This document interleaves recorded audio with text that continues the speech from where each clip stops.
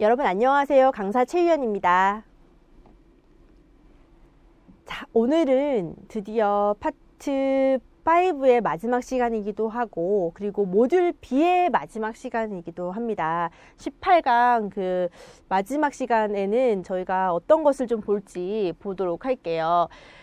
저번 시간까지 코칭과 코칭 스킬로 17강이 마무리가 됐었는데요. 오늘 볼 부분은 굉장히 많은 부분입니다. 사실 제가 모듈 A를 촬영을 할 때는 여러분들께 머리부터 발끝까지 서비스 경영 마인드를 겸비한 사람으로 재탄생하는 것이 훨씬 더 궁극적인 목적이라고 계속 말씀을 드리면서 실천하고 몸에 익힐 수 있도록 더 해보고 그렇게 여러분의 몸에 배일 수 있도록 습관화시키는 거에 대한 얘기를 굉장히 많이 했다고 하면 사실 모듈 B는 A보다 훨씬 더 이론적인 파트, 지식적인 파트를 더 많이 공부를 해야 되는 여러분의 지력을 테스트하는 모듈이다, 파트다라는 말씀을 계속 드렸습니다. 마찬가지로 파트 5도 관리자로 성장하기 위해서 우리가 성인을 교육하고 성인을 이끌어가고자 하는 관리자가 성인 교육이라고 하는 그 커다란 카테고리에서 이 정도는 기본으로 알아줘야 된다라고 하는 부분을 다 넣어서 파트 5를 만든 거거든요.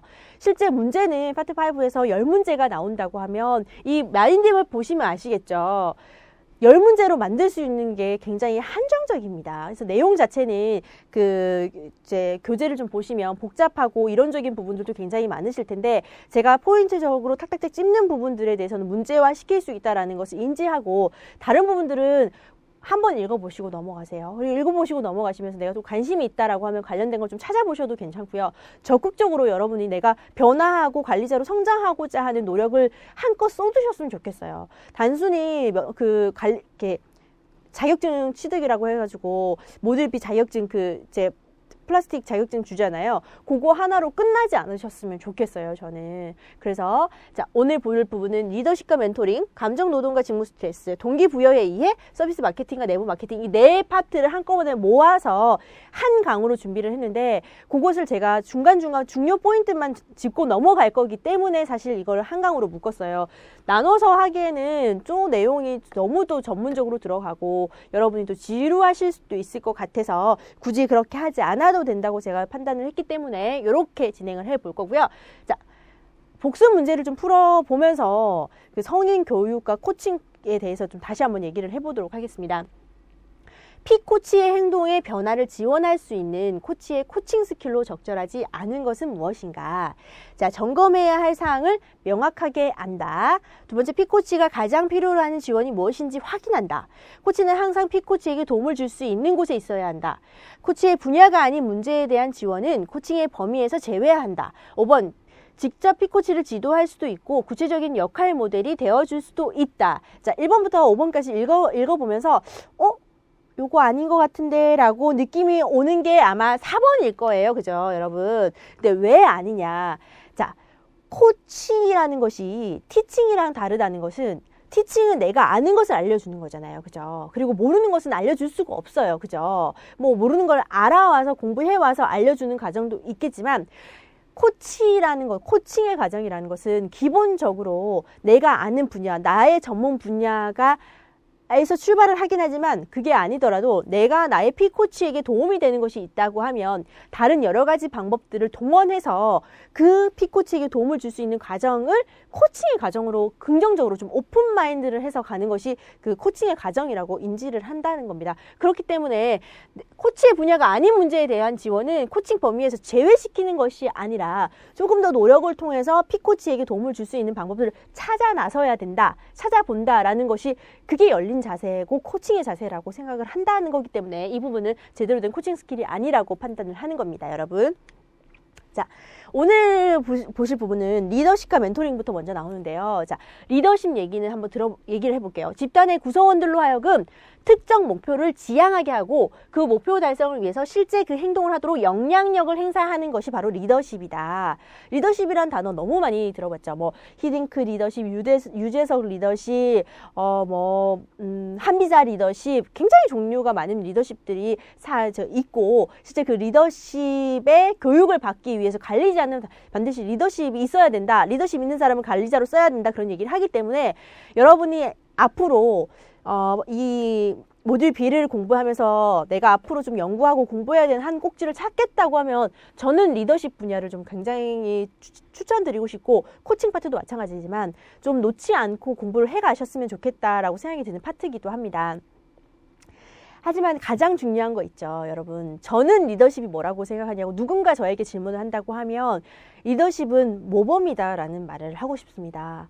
내가 그런 행동과 그런 자세로 그런 태도로 살지 않으면서 누군가에게 그것을 하라라고 얘기를 한다는 것 자체가 저는 무리가 있다고 판단을 하거든요. 그래서 내가 내 몸으로 그러니까 몸소 보여주는 그 부분이 바로 리더십의 기본이 된다라고 생각을 합니다. 뭐 가정교육 얘기하고 자녀교육 생각하시면 너무너무 제가 얘기하는 게 어떤 의미인지 잘 아실 것 같아요. 자, 그래서 매니저와 리더의 차이가 있는데 매니저는 그냥 기본적으로 관리하는 사람을 매니저라고 한다고 하면 리더는 함께 성장하고 그 코칭의 과정을 통해서 내가 같이 일하고 있는 나의 부하 직원이나 우리 팀원들의 잠재 능력을 일깨워주는 함께 끌고 나갈 수 있는 리더라는 의미에서 인간적이고 적극적으로 목표를 수행하고 모험적 의사결정을 하고 직관적이고 영감적인 결정을 하며 변화와 혁신 그리고 비전 제시 이거 굉장히 어렵죠. 그죠? 리더가 되기는 굉장히 어렵습니다.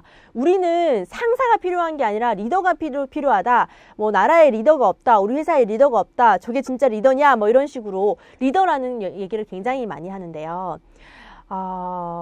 리더가 진정한 리더가 되기 위해서 저는 일단 기본은 첫 번째로는 모범이라고 생각하고 두 번째가 저는 바로 리딩이라고 생각을 합니다. 리딩. 책을 통해서 진정한 리더로 거듭날 수 있다고 저는 믿거든요. 저는 책의 힘을 굉장히 믿는 교육자 중에 한 명이기 때문에요. 자, 진짜 본인이 난 제대로 된 리더로 좀 성장해보고 싶다라는 욕심이 있으신 분들은 절대 책을 손에서 놓으시면 책까지 멀리 떨어지시면 본인이 원하는 리더의 모습으로 가기가 굉장히 어려울 거라고 저는 생각이 듭니다.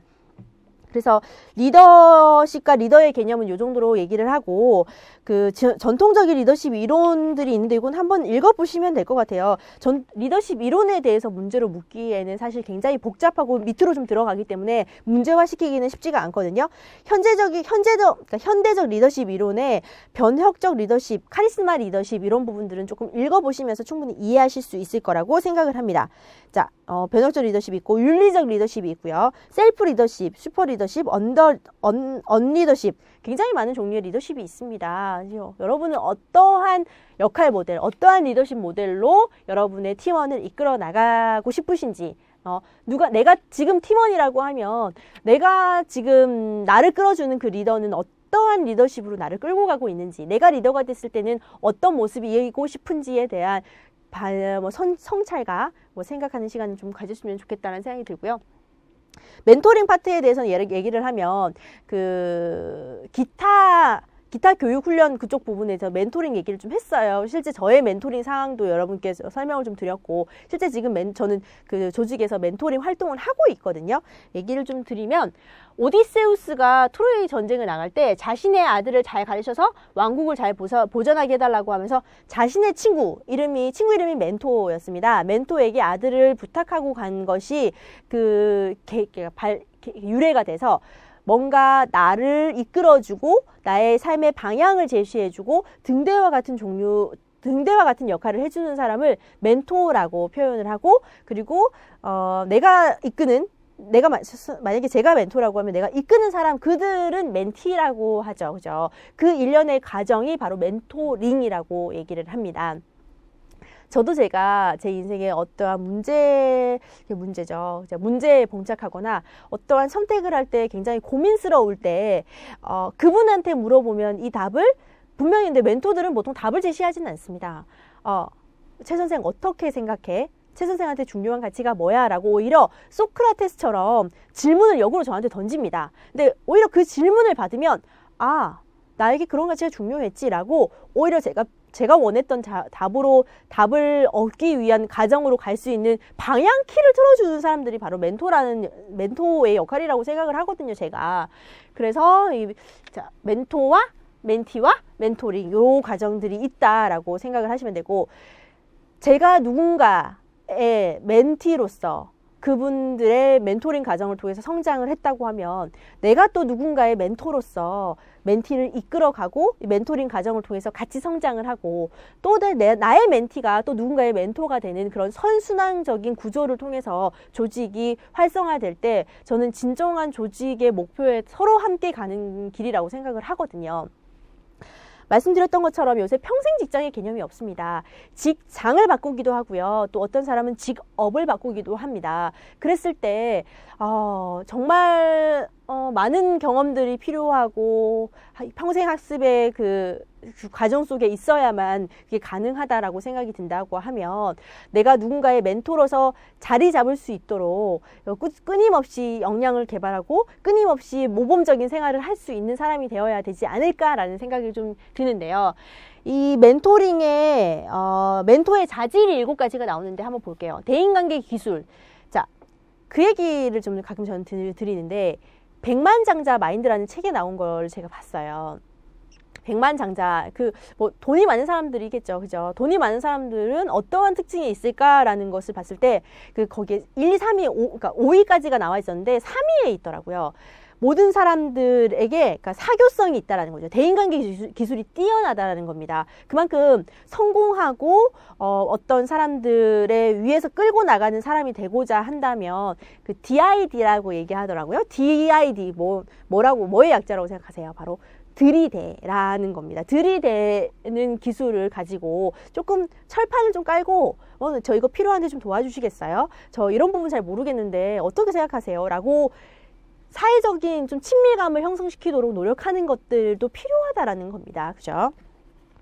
자, 코칭의 기술 헌신이 필요하고요. 성숙도가 필요하고, 자, 동기가 필요하고, 경험이 필요하고, 감각, 그리고 통솔력까지 그 멘토의 자질 7가지가 있는데 누군가 나의 멘티에게 너무나 중요한 역할을 하는 멘토가 되려고 하면 기본적으로 이 7가지의 기술, 7가지의 자질이 잘 믹스가 돼서 멘토로서의 역할을 할 수 있는 사람이 되어야 된다고 생각을 해요. 오히려 본인 스스로가 멘토로서 활동할 수 없는 상황인데 누군가를 이끌어주는 멘토로 활동한다는 것은 저는 오히려 굉장히 위험한 활동이라고 생각을 하거든요. 본인 스스로 관리자 급으로 성장하고자 하는 욕구가 있으신 여러분들께서는 반드시 내가 멘토를 할 수 있고 멘토가 될 수 있고 나를 따르는 그 멘티를 이끌어줄 수 있는 멘토링의 과정을 내가 내 몸으로 직접 모범을 보여서 이끌어 나갈 수 있는 사람인지에 대한 자기 성찰이 좀 필요하다라고 생각이 듭니다. 그것의 멘토링 부분 좀 보시고요. 멘토링의 효과가 멘토 차원의 효과가 있고요. 멘티 차원의 효과가 있고 조직 차원의 효과가 있습니다. 이 멘토링이 말씀드렸던 것처럼 그냥 단순히 따라오는 그 멘티한테만 좋은 게 아닙니다. 코칭의 과정도 마찬가지고 멘토링의 과정도 마찬가지고 내가 그 얘기 아시죠? 책에서 뭔가를 배우고 봤으면 그것을 기억하는 것은 우리의 기억력에 한계가 있기 때문에 5%밖에 안 된다고 합니다. 하지만 저처럼 지금 누군가에게 그 지식을 전달하고 알려주고자 하면 그만큼 나의 머리에 남는 거는 90%라고 하거든요. 내가 멘티를 잘 이끌어가기 위해서 자기 성찰을 하고 자기 조절을 그러니까 자기 관리를 하고 이런 과정들을 거치면서 멘티의 성장도 당연히 필요하지만 그 과정 속에 나 역시 성장을 한다라는 겁니다. 그래서 그 효과가 멘토 차원에서 효과가 있고요. 멘티의 차원에서 효과가 있고 조직의 차원에서도 효과가 있습니다. 그렇기 때문에 말씀드렸던 것처럼 조직이 멘토링을 통해서 신입사원들의 OJT를 시키고 멘토링 비용까지 지불을 하면서 이렇게 해서 좀 장착할 수 있게 한다라는 거죠. 그래서 멘토와 멘티 조직 결국에 상호작용이라는 거라고 생각을 합니다. 한쪽만 계속적인 영향을 주는 것으로 끝나지 않고 영향을 주고받고가 되고 그 주고받는 상호 과정 속에서 이 소속되어 있는 조직에도 영향을 미친다라는 것을 이제 멘토링을 통해서 알 수 있을 것 같고요. 다음은 감정 노동과 직무 스트레스 부분인데 이 부분은 저는 이론적인 부분이 아니라 여러분께서 조금 여러분을 좀 되돌아보고 생각해보는 시간을 좀 가졌으면 좋겠습니다라는 생각이 좀 드는데 감정 노동이 뭐냐? 조직의 목표를 달성하기 위해서 감정과 표현을 조절하는 과정에 노출된 노동 활동이다. 이게 말은 이렇게 어려운데요. 결국에는 조직의 목표, 내가 월급을 받는 이 일을 하면서 나의 감정을 조절해야 된다라는 거죠. 근데 당연히 감정이 노출되는 그 정도나 빈도가 그 업무 스타일에 따라서 굉장히 다를 수 있습니다. 예를 들면 기계를 다루는 엔지니어인 경우에는 그 감정을 이렇게 노출하는 빈도가 실제 뭐 비즈니스에서 사람을 상대하는 뭐 저희 세일즈맨이나 뭐 비행기 승무원이나 콜센터 직원이나 이렇게 뭔가 감정을 더 많은 시간을 쏟는 감정 노동자들과는 좀 다르게 시간은 줄겠죠. 하지만 사회생활을 할 때 감정을 배제하고 진짜 엔지니어가 그 기계랑만 일을 한다고 해서 거기서 아침부터 저녁까지가 끝이 나는 게 아니지 않겠습니까? 주변에 다른 그 엔지니어들과의 그 조직 관계 때문에 뭐 회의도 해야 될 것이고요. 회식도 해야 될 것이고요.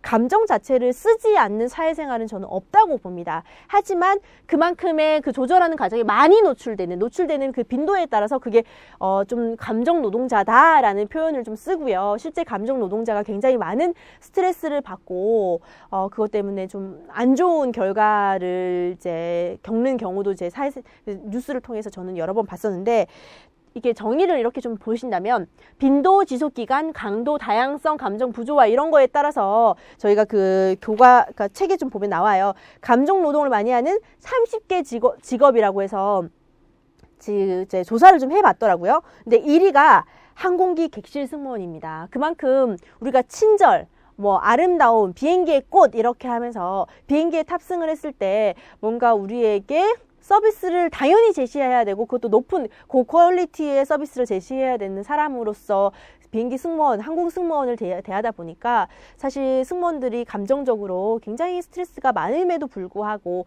당연히 뭐 친절해야 된다고 하니까 나의 감정을 좀 조절할 수 있는 사람이 되어야 되는데, 이게 감정을 조절하는 것이 내가 감정적으로 건강한 사람이라고 하면 그게 당연히 어렵긴 하지만 가능합니다. 그렇지만 이게 감정 조절 자체가 내 감정이 건강하지 못한 사람이라고 하면 이제 조절 자체도 굉장히 어렵고요. 조절을 한다고 해도 내 스스로 조절을 한다고 생각하지만 내 몸은 스트레스를 받고 있는, 그렇기 때문에 뭐 많이 아플 수도 있고요. 여러 가지 부작용이 나오기도 하지만, 저는 이제 뭐 객실 승무원 출신이니까 승무원을 할 때 이 감정 노동이 굉장히 많은 1위의 직군을 하다가 지금은 업을 좀 바꿔서 비서로 근무를 하고 있잖아요. 비서가 지금 보니까 17이더라고요. 근데 연수가 차이면서 제가 감정을 조절하는 방법을 조금은 터득을 한 것 같아요. 왜냐하면 일이 저를 힘들게 하는 것보다 제 감정을 제가 힘들게 한다라는 생각을 훨씬 많이 했거든요. 근데 어떻게 좀 바꿔봤냐면요. 제가 저번 시간에도 말씀드렸던 것처럼 어떠한 상황에서 비판적인 자세라기보다는 좀 학습하려고 배우려고 하고 성장의 과정으로 좀 보려고 하는 그 시선의 차이를 좀 바꿨고, 그 프레임이라고 하죠. 내가 어떤 색깔의 안경을 끼고 있느냐에 따라서 모든 세상이 그렇게 보이는 것처럼 학습자의 시선으로 좀 보려고 했고, 그리고 어떤 상황에서 모든 문제의 키를 사실 저한테로 좀 돌렸습니다. 상황을 비관하고 상황에 대한, 환경에 대한 그 불만이 계속 있으면 환경이 변하지 않으면 그 변화의 여지가 전혀 없더라고요. 하지만 그 문제의 키를 나에게 가지고 오는 그 순간 바로 바꿀 수 있었어요. 내 마음만 바꾸면 그 상황이 바뀌어진다는 걸 깨달았거든요. 근데 그게 한 3, 4년에는 안 됐던 것 같아요. 5년 이후부터 그래 이런 상황에서 욱하지만 워워워 하고 내가 감정을 조절할 수 있는 그런 방법들을 생각하고, 저는 일기를 매일 쓰거든요. 일기를 쓰면서 성찰하고, 그리고 책 보면서 좀 가다듬고, 그리고 주말에는 미술관도 가고요. 뭐 영화도 보고요.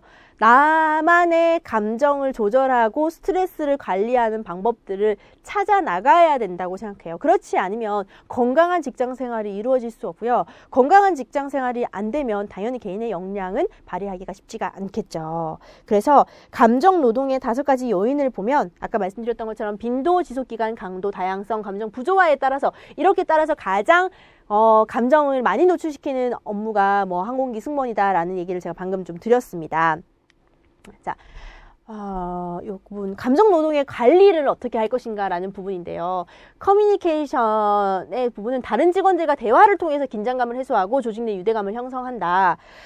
이게 감정 노동 부분에 대해서 어떻게 하면 감정 노동을 좀 줄일 수 있을 것인가라는 관리 차원의 케어하는 차원에서 본다면 커뮤니케이션이 중요하고 조직 문화도 중요하고 직무 특성도 중요하고 개인의 특성이 중요하다. 근데 저는 가장 중요한 것이요. 말씀드렸던 것처럼 이 세부 커뮤니케이션과 조직 문화, 직무 특성은 사실 외부에 있는 조건이에요. 외부 조건입니다. 외부 조건은 내가 바꿀 수가 없어요. 회사에서 우리 조직 문화 너무 이게 너무 경직된 것 같아. 이러면 직원들이 너무 스트레스를 많이 받을 것 같아라고 해서 바꿔주지 않는다고 하면 사실 변화의 가능성이 굉장히 작거든요. 하지만 개인적인 특성, 개인의 성격과 감정의 적절한 관리가 필요하면서 개인의 자아 통제력을 향상시키고 업무에 대한 진정성을 회복한다. 개인적인 특성은 제가 말씀드렸던 것처럼 키를 나에게 가지고 오면 오늘 당장도 관리할 수 있는 방법이 있다고 생각을 합니다. 자, 직무 스트레스 부분에서 여러분이 좀 보셔야 되는 것이 역기능과 순기능이 있습니다. 실제 너무 루틴한 삶을 산다고 하면 발전이 없다고 해요. 매일 그 선진국에서 우울증이 굉장히 많은 이유가 이게 여러분 어느 나라인지 정확하게 기억이 안 나는데 여러분 사회보장제도가 너무 잘 돼 있대요. 그래서 이렇게 치열하게 살지 않아도 먹고는 살 수 있는 거예요. 그래서 그렇게 자살이 많다고 하네요. 자살이. 그만큼 이렇게 외부에서 오는 강압적인 스트레스가 때로는 나를 으쌰으쌰하게 되고 더 열심히 달려야지, 더 열심히 살아야지라고 하는 그런 순기능도 있다라는 겁니다. 스트레스가 무조건 좋지 않다라고는 저는 생각하지 않거든요.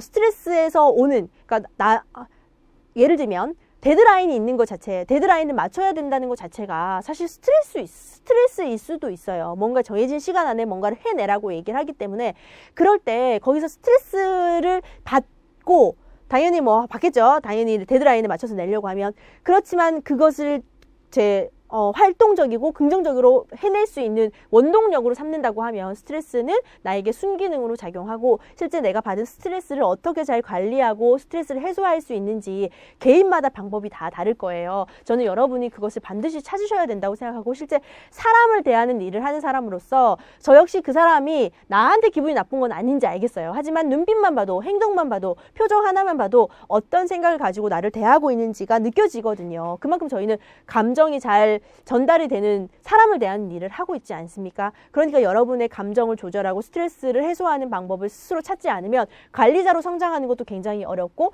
제일 중요한 거는 그거예요. 여러분이 행복하지 않는다고 생각합니다.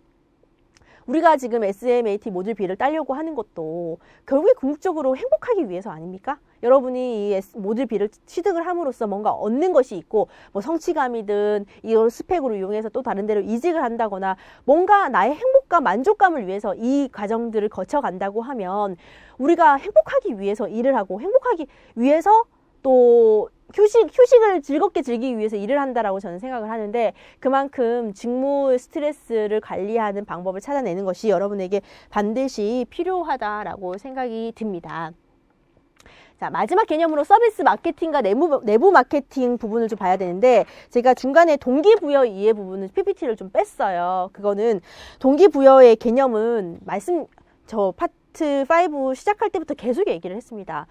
타인의 행동을 바꾸기 위해서는 제일 먼저 저는 타인의 마음과 인식을 바꿔줘야 되고 여러분이 관리자로서 그걸 하실 수 있으려면 제일 먼저 여러분이 조절을 해서 여러분이 그런 모습을 보여줘야 된다라는 얘기를 하면서 그러면 동기부여를 할 수 있는 많은 방법들이 있는데 어떤 방법들이 있느냐라고 학자들이 알아보니까 그게 그 개념과 많은 이론들이 있어요. 그래서 동기부여 이론에서 여러분이 좀 짚고 넘어가야 되는 것 그 매슬로우의 욕구 단계 이론 부분 한번 읽어보시고요. 그리고 그 ERG 이론, 존재, 관계, 그리고 성장 욕구로 나눈다라는 그 부분, 하이 욕구가 만족이 되면 상위 욕구로 올라간다라고 하는 매슬로우의 단계, 그 5단계 이론과 그리고 그 욕구 ERG 욕구 모델은 그 매슬로우의 욕구 단계 5개를 좀 3단계로 나눠서 존재하고 관계하려고 하고 성장하고자 하는 욕구 때문에 점점점 상위 단계로 올라간다라는 그 의미로 욕구 단계 이론을 좀 읽어보시면 여러분이 좀 이해를 하실 수 있을 것 같아요. 그래서 동기부여 실행 방법에서 목표 관리 이 부분은 제가 코칭 그 스킬이랑 코칭 모델 하면서 여러분한테 좀 설명했던 내용이라서 좀 넘어가도록 하겠습니다. 임파워먼트 나오는 부분 저 다시 한번 읽어보시라고 여러분께 강조를 드리고 싶고요. 마지막 파트가 서비스 마케팅과 내부 마케팅 부분인데 내부 마케팅이 성공하려고 한다고 하면 결국에는 직원의 역할과 중요성을 인식을 하고 직원의 만족도 측정을 하고 통합적인 인적 자원의 관리가 가능해야 된다. 자, 여러분 마케팅을 하는데 내부에서 한다는 거죠. 그죠? 그 자체가 이 조직을 이루고 있는 조직 구성원이 만족하지 않으면 만족된 서비스가 나오지 않는다라고 개념을 생각을 해 주시면 될 것 같아요. 사원이 있고요. 그리고 고객이 있고 기업이 있는데 기업이 만들어낸 물건을 고객에게 전달하고자 할 때 기업이 직접 다이렉트로 고객한테 가지 않지 않습니까? 그 중간에 사원이 있어요. 내부 고객이 있단 말이에요. 그 사원을 통해서 우리가 만든 물건과 서비스가 고객에게 전달이 된다고 하면 그 사원이 만족하고 기분 좋고 행복한 상황을 유지하지 못하면 고객에게 그게 전달이 되지 않는다고 저는 생각을 합니다. 그래서 서비스를 통해서 고객에게 필요와 욕구를 충족시킴으로써 마케팅 목표를 달성하려는 기업 활동을 말하는 것이 바로 서비스 마케팅이고요. 결국에는 서비스 마케팅이 굉장히 중요하다라고 판단하는 찰나기 때문에 이 모듈 B를 취득하려는 여러분이 뭔가 여러분의 그 업무 역량에서 이 자격증이 필요하다라고 인지를 하셨을 것 같아요. 그래서 그 파트 5의 마지막 부분들은 좀 구체적으로 여러분이 다 읽어보고 외우고 이럴 부분이 아니라 개념 정리에 대해서는 조금 하실 필요가 있고요. 모듈 파트 5 전문 용어 나오는 부분은 한번 읽어보셨으면 좋겠습니다. 자, 경영층의 적극적인 자원까지 해서 내부 마케팅 성공 전략 또 4가지이기 때문에 문제로 출제되는 경우가 간혹 있어서 여러분께 보여드렸어요. 다시 한번 보면 내부 마케팅을 성공하기 위해서는 직원의 역할과 중요성을 인식. 우리 직원이 하는 역할이 너무너무 중요하다. 내가 기업이 만든 서비스와 제품이 좋으면 잘 팔 수 있다가 아니라 그걸 전달하는 직원의 역할과 직원의 서비스 마인드와 서비스 마케팅이 얼마나 중요한지 기업이 알아야 된다. 직원의 만족도를 측정하는 것입니다. 그리고 통합적인 인적 자원의 관리를 하고 경영층의 적극적인 지원이 필요합니다. 사실 맨 위에서 경영층이 생각하는 것들이 바뀌지 않으면 바뀌기가 굉장히 어렵거든요. 그래서 이렇게 해서 자, 내부 마케팅 문제를 좀 풀어보면서 어떻게 문제가 나오는지 한번 볼게요. 내부 마케팅에 대한 설명과 거리가 먼 것은 자, 내부 마케팅이라는 개념 자체를 좀 인식하셔야 됩니다. 외부로 돌릴 것이 아니라 고객을 상대하는 것이 아니라 내부, 나의 서비스와 나의 물건을 팔아주는 우리의 직원과의 마케팅을 얘기를 한다고 하면 대상은 직원과 내부 고객이 될 거고요. 수단은 직원의 욕구를 충족시키는 것이고요. 가격은 노동력의 대가입니다. 그죠? 일을 한 만큼 월급을 주는다는 거죠. 커뮤니케이션은 직원과 고객이 아니라 기업과 직원이 되겠죠. 그죠? 내부 고객이니까. 그래서 4번 커뮤니케이션 부분이 거리가 좀 먼 거고요. 목표를 좀 보실게요. 목표가 직원의 고객 지향적 사고를 통한 고객 만족이다. 자, 직원이 바뀌지 않으면요. 직원한테 100번 얘기를 해도 그 서비스 실제 그 고객을 응대하는 그 접점에서 그 직원이 바뀌지가 않습니다. 그렇기 때문에 계속 지속적으로 돈을 투자해서 그 교육부에서 직원들한테 계속 CS 강의도 시키고 필요하다, 이렇게 해야 된다라고 가슴에 스크래치를 내는 그 교육 과정을 계속 한다라고 생각을 하거든요. 자, 두 번째는 직무 스트레스를 관리하기 위한 접근 방법 중에 조직적인 접근으로 알맞은 것은 여기서 보시 조직적인 접근입니다. 조직적인 접근. 자, 구체적이면서 현실적인 목표 설정 및 적극적인 피드백이 필요하다. 자, 중요성과 긴급성에 의한 행동의 우선순위에 따른 시간 관리가 필요하다. 자, 기분 전환을 할 수 있는 수단으로서 경쟁적이지 않는 신체 운동이 필요하다. 명상 등 평화로운 정신 상태 유지를 위한 긴장 완화 트레이닝. 자, 스트레스 상황에서 대화를 할 수 있는 친구나 가족, 동료 또는 다양한 정보 획득. 자, 2번부터 5번까지 시간을 관리하고 신체적인 운동을 하고 뭐 긴장 완화 트레이닝하고 친구, 가족 이런 부분들은 조직적인 접근이 아니라 개인적인 접근이죠. 조직적으로 스트레스를 어떻게 관리할 것이냐. 구체적이고 현실적인 목표 설정 및 적극적인 피드백. 결국에 내가 힘들어도 목표, 이루고자 하는 정확한 목표가 나에게 있다고 하면 스트레스를 좀 받는 상황이더라도 잠깐 쉬었다가 다시 일어날 수 있다는 거거든요. 조직이 그 조직원들에게 우리가 나아가야 되는 방향에 대해서 정확하게 인지를 시켜주면 실제 그 조직원들이 어려운 과정 속에 있으면서도 결코 멈추지 않는다라고 합니다. 좌절도 있고 쉬어가기도 하지만 멈추지 않는다라고 해요. 그만큼 조직적인 차원에서는 구체적이고 현실적인 목표를 설정해주고 그 목표를 그 조직원들이 잘 인지하고 흡수할 수 있도록 그 내부적으로 그게 바로 조직 문화거든요. 조직 문화가 왜 중요하겠습니까? 많은 대기업들이 왜 조직 문화를 만들기 위해서 굉장히 많은 캠페인을 하고 그거 있죠. 직원들, 가족들 다 불러 모아가지고 파티도 하고 이런 것들을 왜 하는지에 대해서 생각을 좀 해보시면 됩니다. 예전에는 밖에서 우리 기업의 물건을 사주고 우리의 서비스를 제공받는 외부 고객에만 초점이 맞춰져 있었다고 하면 이제는 그 서비스와 물건을 직접 제공해주는 우리 것을 팔아주는 내부 고객이 만족하지 않으면 외부의 고객을 만족시킬 수 있는 서비스 자체가 진행되지 않는다라고 기업이 판단한 거거든요.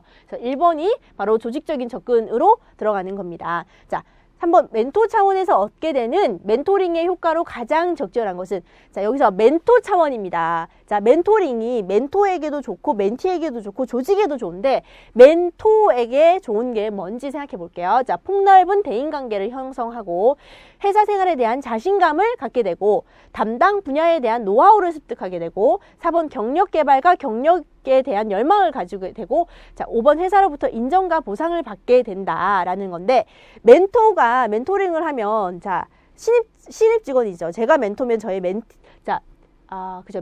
멘토. 내가 멘토면 멘티가 있을 거 아니에요. 이들을 내가 끌어주는 건데 나에게 끌려오는 이 사람 말고 끌어주는 내가 어떠한 긍정적인 효과가 있는지를 본다고 하면 회사로부터 인정과 보상을 받겠죠. 자, 1번부터 4번까지는 멘티에게 좋은 부분입니다. 하지만 멘토는 내가 새로 들어온 신입 직원을 멘토링 과정을 잘 해서 우리에게 딱 맞는 알맞은 맞춤 인재로 키워가는 그 멘토링을 잘 성공적으로 수행을 한다고 하면 회사로부터 저 사람은 관리자급으로 성장할 수 있는 사람이구나. 지금 관리자급이면 중간 관리로 또 올려서 다른 여러 사람들을 조금 아우를 수 있는 리더로서 성장할 수 있는 사람이구나 라고 인정을 해줄 거고요. 그에 따른 보상이 또 이루어지겠죠. 자, 여기까지가 제가 이 문제로 준비를 해 온 겁니다. 굉장히 긴 과정들 여러분 18개의 강의가 절대 쉽지가 않다라고 저는 생각을 합니다. 굉장히 빠른 배수로 돌려서 안 그래도 저 말 빠른데 빠빠빠빠빠 하는 걸 들으셨을 수도 있고요. 실제 저 강사한테 뭔가 책에 나와 있는 개념 말고도 본인이 얘기를 해주는 것을 좀 받아들이고 재밌게 느꼈다라는 분도 또 계셨으면 좋겠고요. 자, 오늘까지로 해서 그 모듈 B가 대단원의 막을 내립니다. 18강 수업 들으신다고 너무너무 고생 많으셨고요. 다음 시간 마지막 한 강 남았거든요. 그거는 그 적중 모의고사를 같이 풀어보면서 파트 1부터 파트 5까지 좀 정리해 나가는 그런 시간을 좀 가져보도록 하겠습니다. 오늘도 고생 너무 많으셨고요. 저희가 19강에서 다시 만나 뵙도록 하겠습니다. 고생 많으셨습니다.